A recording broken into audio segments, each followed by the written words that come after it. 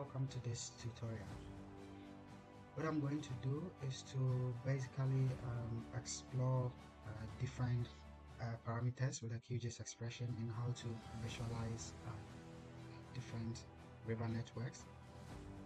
You might have already seen this tutorial from Ujava and Steve Kim, so they really go into a bit more easy to follow steps on how to create a river network with a QGIS expression. But what I wanted to help you do is to experiment with different expressions to get different type of visualization. So that is what I want to achieve with this demonstration, so that you can also visualize river networks in Europe, Asia, and any other place if you're interested. So you can see that I have experimented with different expressions.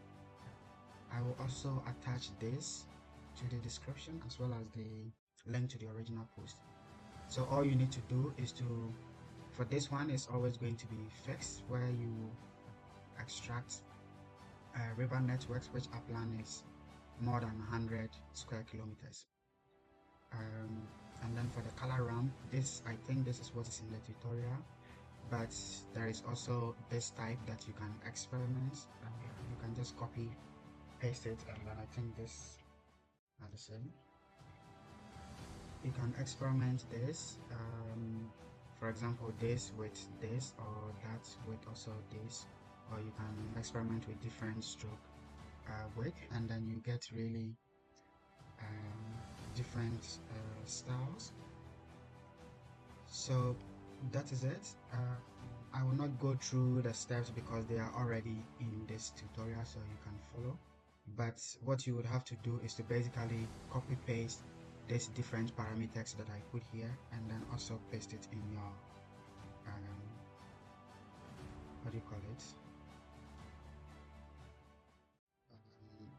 in the color,